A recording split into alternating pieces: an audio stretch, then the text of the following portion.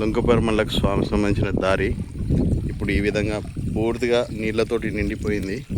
ఎవరైనా భక్తులు వచ్చే వాళ్ళు కొంచెం చూసుకుంటూ రండి జాగ్రత్తగా. చాలా ప్రశాంతమైన వాతావరణంలో స్వామివారు ఉన్నారు. బాగుంది క్లైమేట్ కూడా. వర్షం పడినా కానీ కాళ్ళు ఏం దిగబడట్లేదు, బాగానున్నాయి. నడుచుకుంటూ రావచ్చు. బండ్లు వాహనాలు అక్కడ రోడ్డు పైన పెట్టేసి రాగలరని విజ్ఞప్తి.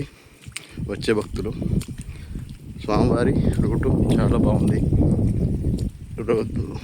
దిగబడట్లేదు. మొదట్లో వచ్చినప్పుడు మొదటి వర్షం వచ్చినప్పుడు దిగబడినాయి బండ్లు.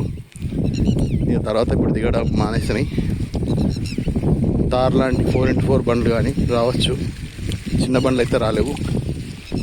అది కొంచెం చూసుకుంటూ రాగలరు. ఇది లొంకపరమల స్వామికి దారి, పెద్ద ఫారెస్ట్. ఈ పక్షి ఎప్పుడు ప్రతి వారం మేము వచ్చినప్పుడు ఎప్పుడు మా వెంటనే తిరుగుతుంది. ఆంజనేయ స్వామి గుడి నుంచి కింద శుద్ధగట్టు దాకా మా వెంటనే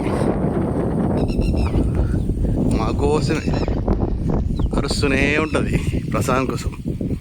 స్వామివారు వచ్చిరనుకుంటున్నాను. తండ్రి అందరికీ థ్యాంక్ యూ వెరీ మచ్.